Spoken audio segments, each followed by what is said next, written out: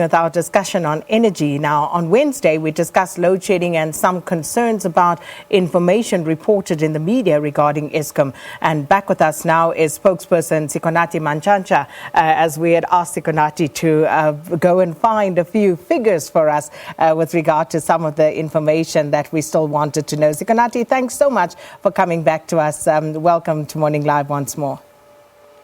Thank you, Sakina, for welcoming me. Let's just start with what became a rather contentious matter, the suspension of load shedding for part of the celebration of the internment for the Amazulu King Goodwill Zwelithini. And of course, it needs to be clear, this is no disrespect to the king or to the Zulu nation or any South African, but it did prompt a lot of questions for many South Africans when Eskom made an announcement after it had previously announced a return to stage 2 load shedding, that load shedding would be suspended for a period of 4 hours. But tone deaf there, maybe not reading the room, Sikonathi. Why did you have to make that announcement and give the impression that this is a bit of George Orwell's Animal Farm at play? Sakina, the decision to suspend load shedding for the 4 hours was indeed to allow the nation, and particularly the Zulu nation, to be able to pay its last respects to the departed monarch, King Zwelithini. That decision could be taken particularly because of the relatively low demand at the time of it was happening, which is a short period between 10 and 2. And Eskom at that point could actually be able to supply the power using emergency generation reserves to supplement their capacity. Hence, I invoke the animal farm analogy because, as you again reiterate, this was to make sure that a certain respect is conveyed to a certain part of the population, by your own words. And I saw on some of the comments that were made, people were asking, so why is this not a blanket application? Who is more important? Some others were asking, because you have people losing their jobs because of these cuts in electricity supply. So how does Eskom actually determine when, how and why these decisions are made? Sakina, those are all absolutely valid questions, and they indeed should be asked.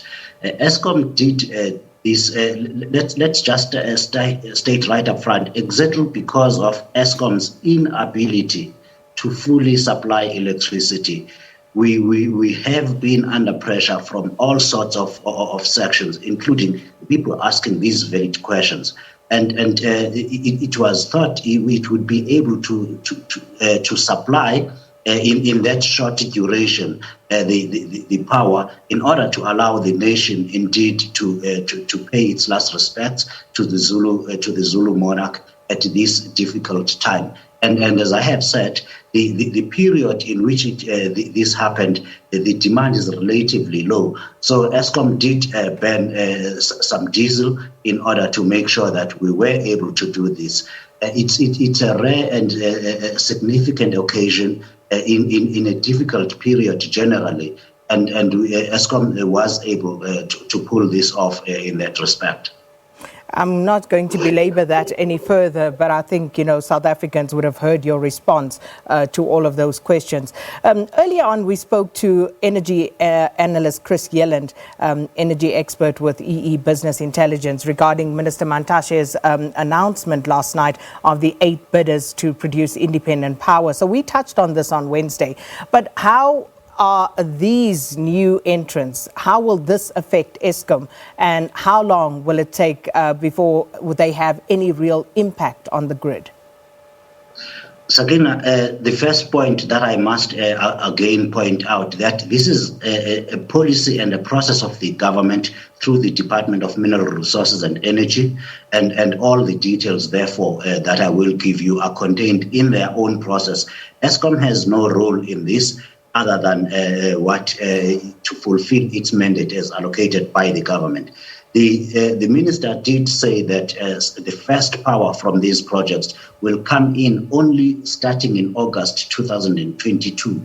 And I must tell you again that every bit of power, every megawatt is a welcome boost to our fragile system. We need every little megawatt that we can get, and this will go a long way towards helping stabilize the electricity supply situation. However, let's point out that the first power from that particular project will only start coming into the grid in August 2022, as the minister did announce. So going back to the 27 independent power producers that were contracted in 2018, how much energy are they supplying to the grid currently? We currently have installed capacity from renewable sources of about 4,800 megawatts. Some of those projects are coming online starting this year and going forward. We do so. What you must notice is that of renewable capacity, the installed capacity is very different from what you actually get, and you get a maximum of about 40% of installed capacity at every the average time or on any given occasion.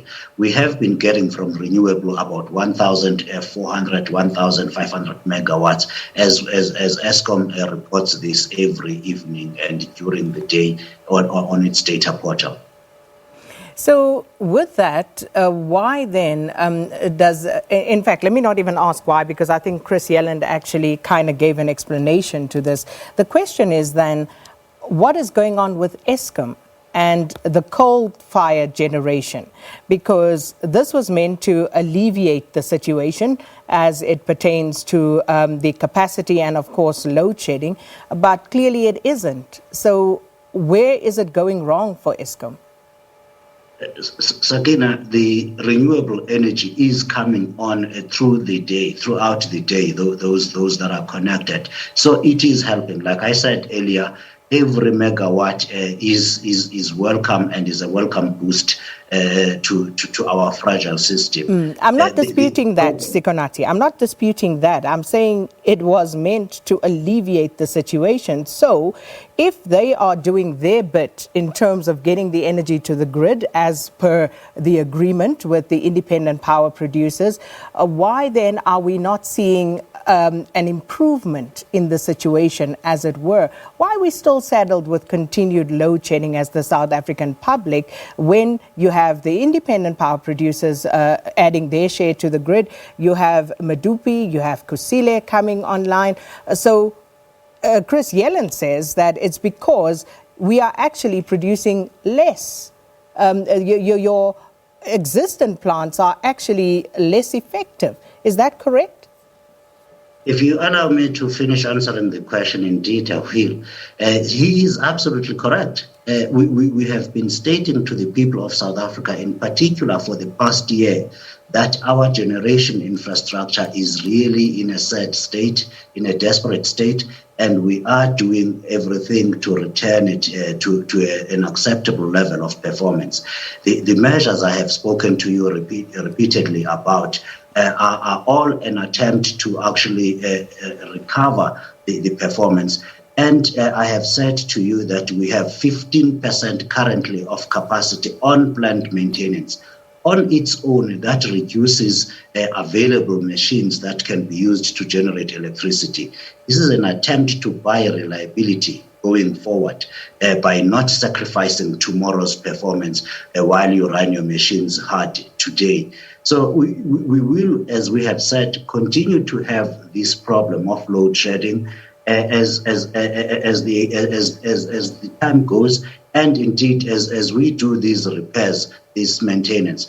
And what will alleviate particularly the occurrence of load shedding is the new capacity that the government is busy trying to bring online.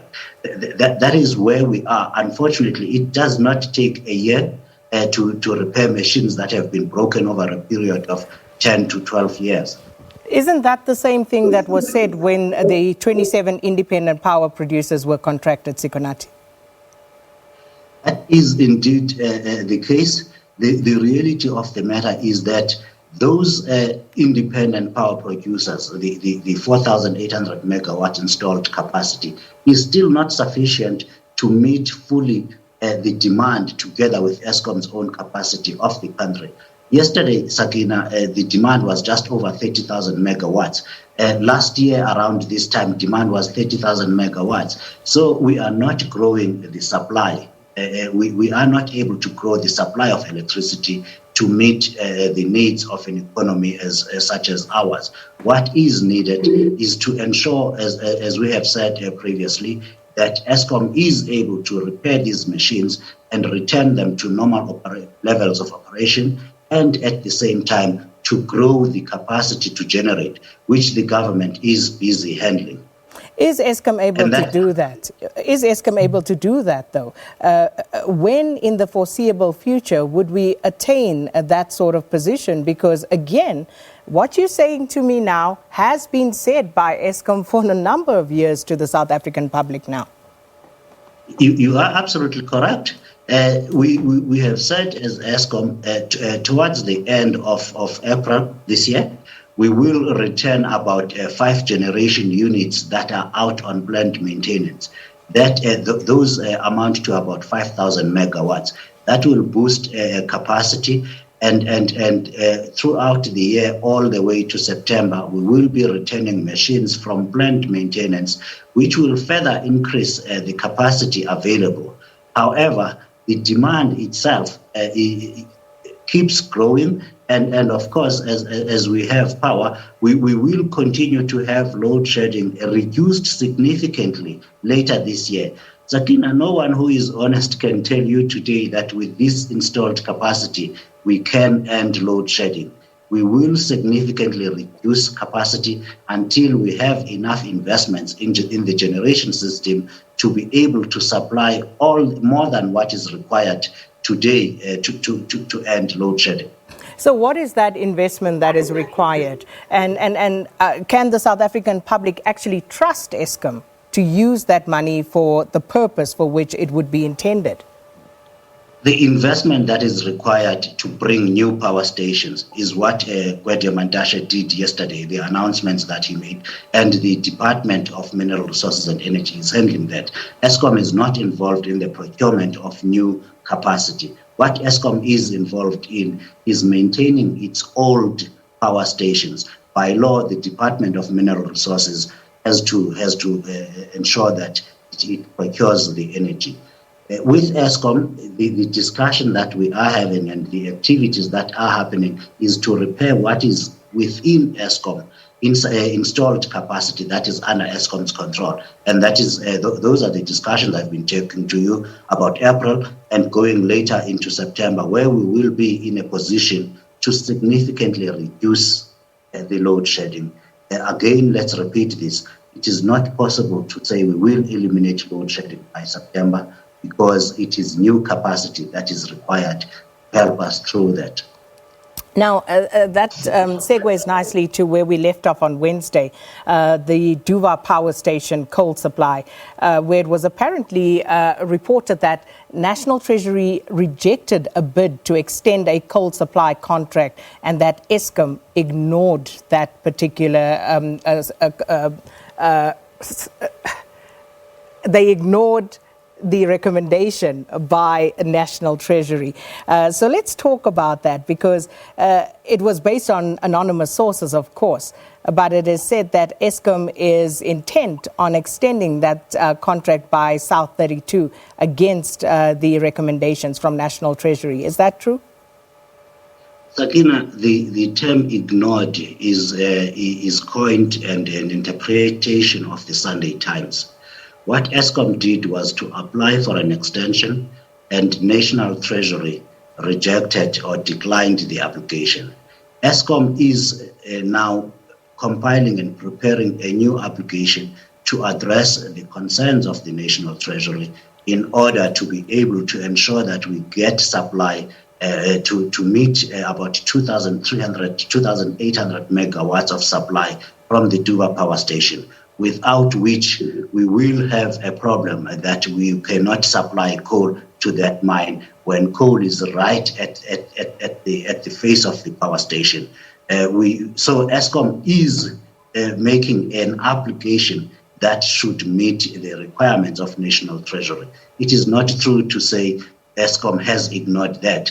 We are not in a position to ignore the directives of National Treasury under the Public Finance Management Act. Eskom always and has always complied with the PFMA.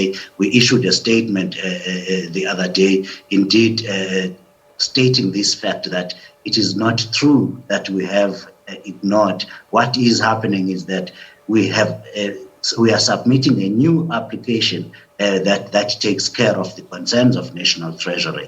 However, the Sunday Times put their own interpretation that the fact that you are submitting another application means you are ignoring, which is untrue. With regard to that, what were the concerns that National Treasury raised? Sakina, at this point, I do not have all the detail, but National Treasury said go test the market, amongst other things, and check whether you can find coal cheaper elsewhere. So the reason we really need to have the coal there, you already have infrastructure going into the mine. You have a price level that is currently not bad, and you. Basically, if you replaced the supply from that mine, you would have to lay down new infrastructure completely in order to receive the coal into the mine, and that most likely would go onto trucks on the road, which is much more expensive than relying on a conveyor belt from the mine about 4 kilometers away, which is the case currently. So Eskom is preparing an application that should meet the requirements of the National Treasury and allay those fears and answer the questions that Treasury had in that regard. And we are putting other contracts, of course, out to tender, but we have a particular gap to fill that can be easily filled with the with the mine outside the Duba power station. I've read so many reports on Eskom, I may even confuse myself. But with regard to Duva, in the previous financial year, did Eskom not write off more than R1 billion in relation to Duva power station? Duva is 6th generation units. One of those units has been written off. It will never be returned to service because of an explosion that had occurred to it. So there are machines that will, of course, at some time break, and the business has to make a decision whether it is worthwhile investing more money on those or it's better to write it off. So we're running out of time. I have to ask you about the diesel question that I asked you about the other day to go and find the cost for us. So if not in, let's go to the previous financial year. How much did we actually spend on diesel? We had a budget, Sakina, of about 3.5 billion rand on to spend on diesel. I would need to give you the exact number if I opened the annual report, and we spent around 3.5 billion rand indeed on diesel, and we have a further budget this year again where Eskom has to ban diesel in order to meet or at least reduce the occurrence of load shedding. So 3.5 billion in the previous financial year. And are we likely to spend more in this financial year or less? We are likely to spend around the same figure again this financial year, and it's been budgeted, and of course it's within the regulations of NERSA. And you were going to find out for us the biggest suppliers of diesel to Eskom. Who are they? The primary supplier to Eskom is Petro SA of diesel. It exclusively supplies the Horikwa power OCGT facility, and you have for Enkalach, and you have Shell, you have a company called Astron, you have BP, you have Engen that supply. So those are the major fuel suppliers. There is no middleman. And just a final question with regard to that. Sfiso Dabengwa, former board member of Eskom, resigned because of some disagreement around a power supply agreement, rather a fuel supply agreement to Eskom. What happened there? It was a fuel oil contract To you and I, the lay people, fuel oil is a fuel that is used to start fires at a power station. That's the layman's definition of it. Last year, when this tender was put before the board, or the board was giving approval, we had questions that were picked up and irregularities that were picked up by the new management of Eskom, or rather by the chief executive, who was supposed to put a signature to that tender. And there were discussions that Mr. Tabengwa felt were beyond or should not have been discussed with the chief executive. That fuel oil tender, Sakina, Eskom has applied for a judicial review to cancel all, the whole tender, CORP 4789, which was awarded to 3 companies at just under 15 billion rand. Those companies, 2 of them are not opposing the court review to cancel the tender. One is, and there are 2 forensic investigations which have resulted in Eskom laying criminal charges against the company for inflating contracts, and indeed for other corruption-related irregularities that resulted from that 15 billion rand contract. So we are in the process of terminating the whole tender.